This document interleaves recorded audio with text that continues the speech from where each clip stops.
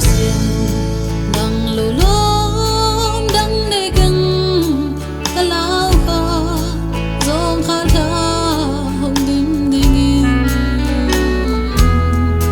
ta đã na em biểu hong thoát đi đi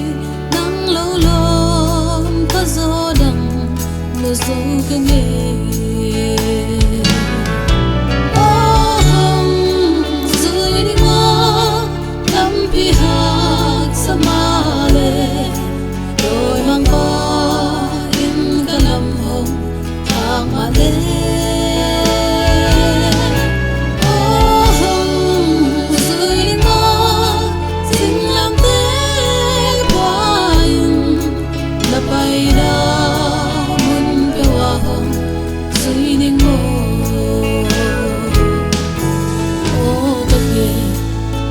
sẽ na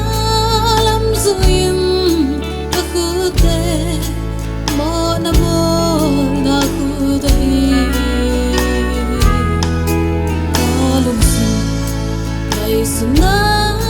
kém bèo rong quay hầm na